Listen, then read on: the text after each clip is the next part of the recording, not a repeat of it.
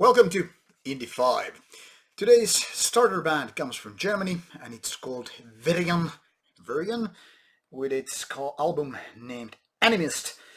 What we have here is a kind of a hybrid metal album in a nice looking digipack, or more like a digisleeve. Not many songs, but even lengthier than what could be imagined, because all of these songs are very lengthy ones and kind of a repetitive ones. Now, a combination of doom and black metal is not the easiest one. And here's a nice poster for you, by the way. It's not the most easy one to create. The thing is, most often black metal is kind of a more aggressive, more fast tempo and all that stuff, while doom is quite the opposite. Now, does it work this time? No. For a doom metal album, this has gone a little bit wrong direction. And to be honest, it's not so much black metalish even like the album probably, or the band tries to be, or how it has been labeled, but there are certain elements which kind of create this dark black metalish feeling throughout the album. Mostly, however, these are not because of, screamy vocals, because it's not exactly that. It is low tempo and it's very filled with very lengthy songs. The outcome is kind of boring. And why so? Well, all the songs are just like finished in 5 minutes, but then they are repeated or kind of taken to these levels of extensive length, and you're like, man, this is like 11 minutes through and the song is still not through. I mean, like, how much can you do without actually doing anything? So overall feeling is like this is like a big balloon full of hot air, if even that. Not so much good songs and nice production and all that stuff. It's like trying to please two different crowds and failing doing both. It's not a terrible album as such, but it's very boring, kind of dull. Like, I don't know, these riffs are not delivering an interesting metal, but it's not annoying, it's just tiresome. That's where we start. But next we're going to a different direction. From the United States of America comes a band called Nixa. This is the second album called Opus Tierra, nicely packaged in a kind of a digi-sleeve, where we shall find this full-length album, kind of a doom sludge metal. Sometimes these are used as a synonym to each other, but I don't think it always serves the purpose that well. But here I think it actually works very well, because Nixa is not only just doom metal, even though that is the basis of everything here, but there are some sludgy elements, kind of a groovy stuff that isn't necessarily so much of doom. And Nixa is doing quite nice job with its kind of atmospheric stuff. Now, unlike so many other doomy bands, Nixa is keeping their songs, relatively compact. I'm saying relatively here. I don't mean 3-minute tracks, but more like 5 minutes and so. So 8 tracks or so are approximately some 40 plus minutes, and that is quite okay. It's not that tiresome. 7 tracks, sorry. So it's not too lengthy for those tracks. Still, that album could totally benefit of more, say, catchiness, like some of the old school doom bands had to do. This is just slow tempo and kind of organic sound, heavy as such, but still lacking the kind of hooky elements, the type of stuff that actually drags you in with the music. I still think Nixa is doing quite okay, but it's kind of a compromise between the sludge and doom style. Maybe with more focus on the other, maybe on the doom side, which I think they handle better, and the album would be a little bit better, like overall. Then to totally different genre. This is coming from Italy. Necromutilator, Black Blood, Aggression. Now, this sounds all very barbaric to say the least, and I can guarantee the music is such. Think of first wave black metal in the vein of Battery, Sarcophago, and all that stuff, and you have pretty much uh, all that you need to know about this subgenre of music. That is violent, simple riffs, mostly fast tempo, and no gimmicks whatsoever. And that is what Necromutilator is all about.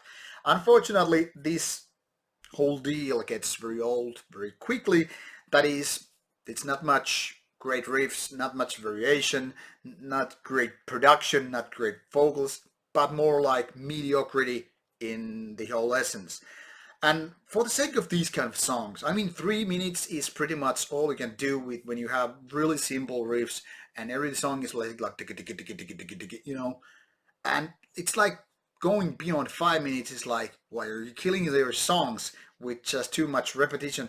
Because it's not like this band has any good riffs as such. There are a couple of better ideas here and there, but in essence, to me, this seems like a demo in the form of full-length album.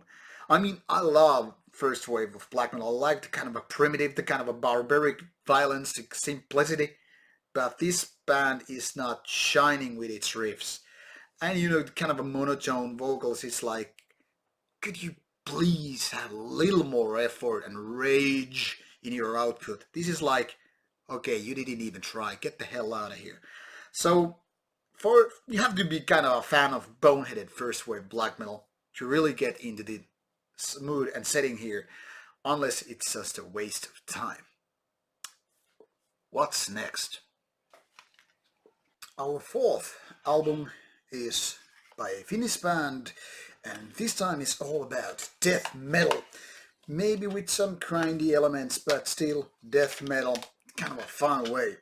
This band is called Cumbeast. It comes from my home city, actually. This is their album called Gore Zoo.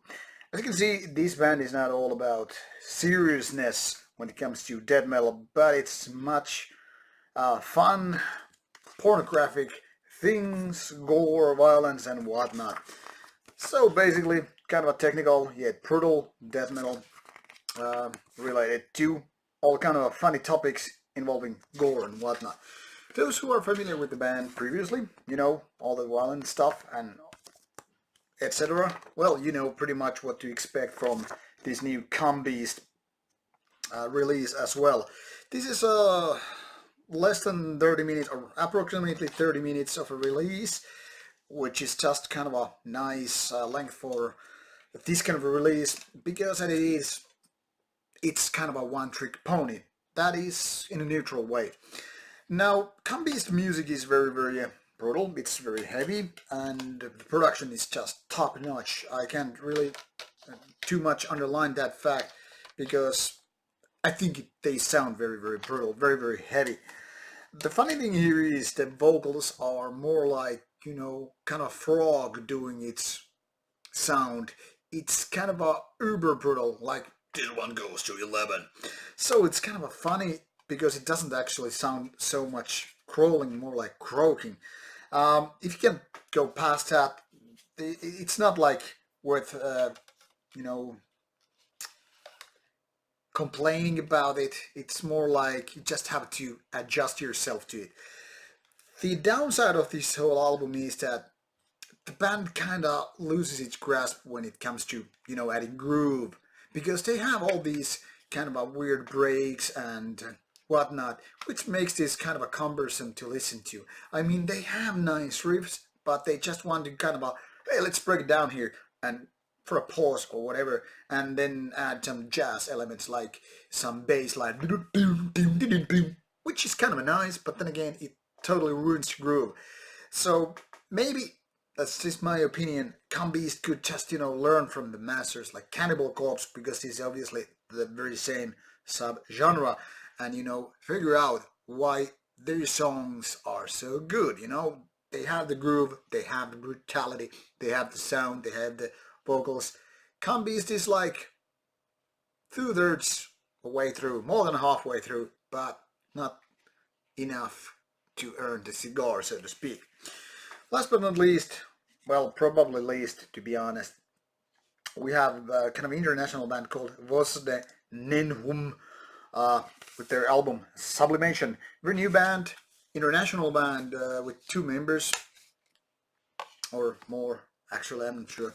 Anyway, this is kind of a weird of an album because it is kind of an experimental black metal, having weird, even bizarre ways of creating their music. At some point, it might be just going fast paced, kind of aggressive, and all that stuff, just to end all abrupt. And they're like, what the hell is going on? Then there might be some acoustic guitar parts, almost like man and a guitar and a bonfire kind of a death in June kind of a thing. Then might be some ambient or drone tracks, and it's kind of a mess, really. Uh, Atmospheric wise, quite nice, but songs are just half the time quite annoying. I really couldn't put this, around my finger or my finger around it. It was kind of like I like it and then I don't. I like it again and then I don't. It's just like kind of cold, warm or hot treatment, and you're like, I'm not gonna like it. Uh, Maybe this is kind of a pineapple in a pizza kind of a thing. Some people just love it and adore it, and some people are like, no, I'm not gonna touch that or eat that. So Voz de Nenhum is definitely a weird case of a release, very, very, very acquired taste release, which I cannot personally recommend. But if you think you're up for experimental black metal, why the hell not? Go check out the samples and decide for yourself. That is what I always suggest you to do anyway. So here are the 85 this time, and as always, should you have liked the video or the reviews, go to the subscribe box in one of those corners and subscribe to the channel, and as always, more importantly, go listen to the music, and if you feel like commenting, drop the comments on the box below and I'll get back to you. See ya and take care.